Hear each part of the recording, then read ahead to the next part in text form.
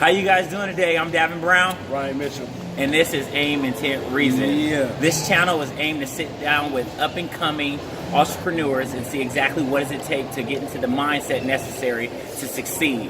And we're excited to see what they have to offer us. So in this first episode, we have Norb Seufert. So it's a funny story with Norb. He was my prior business instructor, and we've always had a good time talking about entrepreneurship, having a good time, what it takes, what it doesn't take, some of his trials. And I'm like, man, he's perfect. So let me give you a little intro. He's the CMO of an Athelytix sport technology firm, and prior to becoming a full-time entrepreneur, which, man, you got to have a part-time gig, sometimes got to fund it. He was a 25-year veteran in the marketing industry in New York. Came here to Cali to pursue his dream. So here it is. Athelytix has been named one of the top innovative companies in San Diego in 2017. So I want to hear what he has to say. I cannot wait for this. Let's get into it. Let's go right in. In about 2010 at this point, I became introduced to a local aerospace engineer who was a former baseball player who had gotten as high as AA ball and never quite made it to the bigs. That clearly never got out of the system because he saw fit to marry those two disciplines of baseball and his love of aerospace engineering.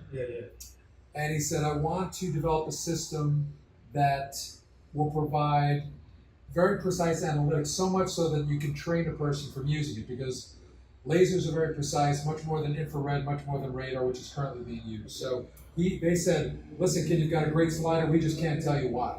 So he set out to develop a system that would help explain why. And so our system is laser-based. We use it for baseball now, but it can apply to any sport whose speed or movement is a value to measure.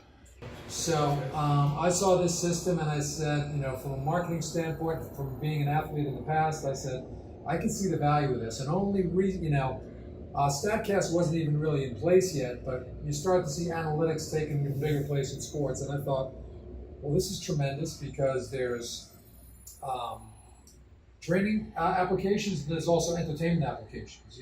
People start playing video games. Now we can kind of take this physical thing into the virtual world, right? And so it just seemed like a terrific opportunity. Then I got exposed to people seeing it, like real baseball players going through this thing going, this is the coolest thing I've ever seen.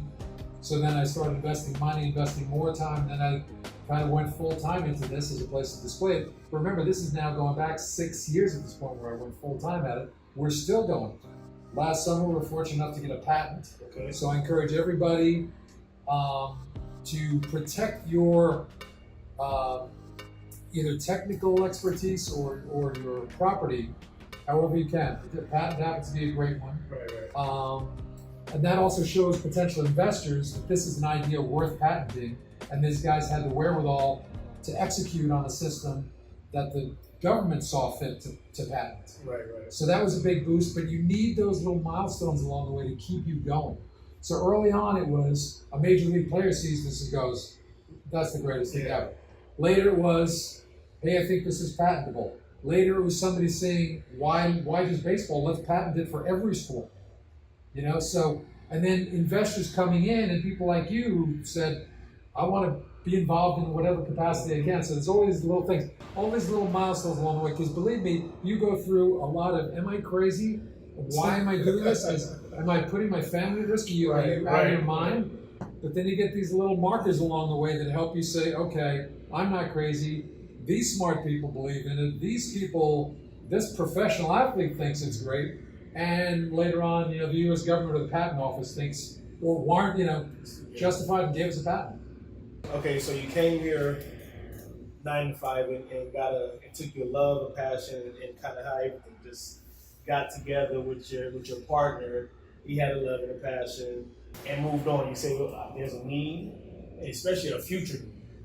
Yes. Yeah. Okay. But it has to be a current, and you can see the future need, because if there's no need, Steve Jobs didn't know we needed iPods, so he kind of saw a future need. For most people, you have to have some context where you have to understand why that would work, and then you realize as technology moves forward, this isn't a good space for that. But if there was very much a need for athletes to get better, for minor leaguers to get to the major leagues, for high school guys to get into a college program. But hey, now when I can say we are StatCast for the amateur, Like if you watch any baseball, you know StatCast has changed the way. Now we're looking at launch angle, we're looking at distance, we're looking at exit speed off the bat. We provide that, albeit in a practice capacity.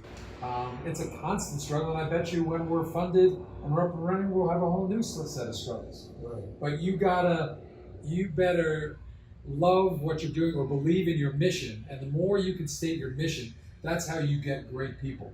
You know, if we're gonna feed the poor, or if we're gonna give water to underprivileged areas or something, that's something people can get behind, and they can bring a real passion to it. If you say I'm bringing the next shoelace, maybe not. You know. So you have a passion for what you're doing. I have a passion for what I'm doing. You know, I love baseball, I love sports, but I love the idea of helping people too to get to that next level. And I've seen firsthand when people use the system, the response to it. And let's face it, I think there's potentially a great deal of money in it. So that too is a motivator. Absolutely. Yeah. I mean, listen. I'm not just doing this for the good of the community. Yeah, you know, it's good, but hey, you got to take it. It's good, but it'll, you know, if it works, it's gonna, you know, hopefully serve us well financially. 300,000, right? Yeah. 300,000. What have you gained a cent yet, man? Nope. Not one. Not one. Wow. It's been 8 years. 8 years. Overnight sensation. They say that's why you have to have the passion. It's going to cost you time. It's going to cost you money. You better have a good idea and the passion to see it through. The entrepreneur has to understand that this is not going to be free. Not in time, not in money. A lot of people think that, don't they? We all think that at some point. I guarantee when you guys came up with this, when it first popped in your head, it wasn't like, hey, I'm gonna be okay with losing hundreds of thousands of dollars to make $1 million, no. $2 million. I guarantee nobody's okay with it. Nobody says that. Nobody's okay with it, but investors want to see that your commitment to it. So right. They're happy to know that I've got skin in the game, time in the game, and commitment to it. For me, the hardest part of entrepreneurship is no structure.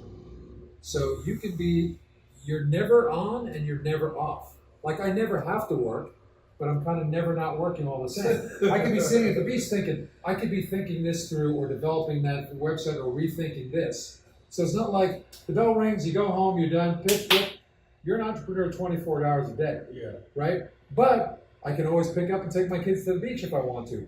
It might cost me mentally because I'm like thinking, what should I be doing now? I'm nervous because I'm not pushing this process forward. So it's a little weird that way. And there's people who say you should get dressed up and go to your office in your home. So I can't work out of the house, I found. My dog is sitting there dropping balls in front of me. The kids want something. Hey, the refrigerator has Kit Kats in it. So my habit is I go to the library, I structure my time, and I go, I'm not moving for 3 hours from now. I'm going to put this time in because that is, you know, you think that's sexy. Like, oh, my time is my own. I'm an entrepreneur. No. It's like you're always guilty when you're not working, but you have the freedom to go pick up your kids at school or do stuff like that. But then you get burdened with other stuff that, hey, you're not my wife's at the job, so I can't go pick up the kids, so that's on you again. So you gotta be dad too. You gotta be husband. Yeah. You gotta overcome your laziness, your fear, and it's on you. No boss is telling you you're gonna get fired if you don't do this. Right. Your wife may be telling you, get the program. But that's for me, one of the hardest parts of entrepreneurship. And you try to focus on what's this one big thing today, okay? Because it's very easy and satisfying to get caught up in little nonsense stuff that isn't going to really take you there. It's that painful, I got to make that call, or I got to go attack that investor, or I got to rewrite that pitch deck. What's that one thing you can do today? There's a great book, I think it's by Peter Thiel, The One Thing. It's like, until you finish that, then move on to the next thing. Because we all get caught up in minutia, little stuff that's a little satisfying because I could check it off my to-do list, but it didn't move the business further. Number one struggle that you're having right now. Keep the faith. Keep having fun and keep the faith? Yeah. Absolutely. We love our technology, but until somebody pays for it, it's an uphill battle. And now talk to all the investors, and I have to go outside my comfort zone. I'm not one that likes to impose upon anybody. But for the sake of my investors, I have to step outside my comfort zone and talk to anybody and everybody who might be an investor or a connection to an investor, or some kind of catalyst in the equation that can help us get to the promised land. Perfect. Number one thing that you're grateful for as of right now. My family. That's not entrepreneurial. But It is, absolutely. Absolutely. But yeah, I've really enjoyed my career in advertising. I think I'm grateful for that. I'm grateful to be healthy. Grateful to live in California. Favorite book? Confederacy of Nonsense. Anything particular that you want to give, that you want to, like, key points of? Yeah, don't be fooled to think this is easy. It's riddled with challenges.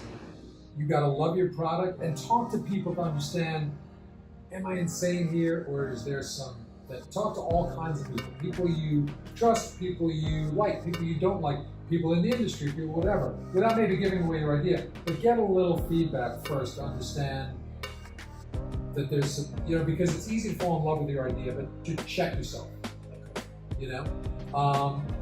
and then keep the faith, because you're not going to make this mission unless if it's just about, I'm going to get paid at the end of it, you're probably not going to make it,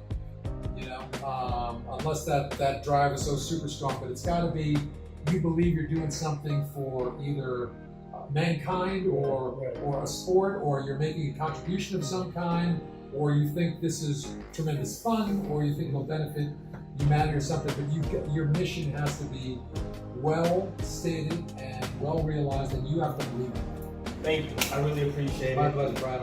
I hopefully maybe you do it. Maybe you can see like the progression. We'll do part B in 6 months when I'm rolling up in my Rolls Royce. Yeah. So now you can talk. Now here's an entrepreneur who made it. Yeah, most definitely. It ain't gonna be 6 months. You're gonna have to give me more like 6 years. You never know.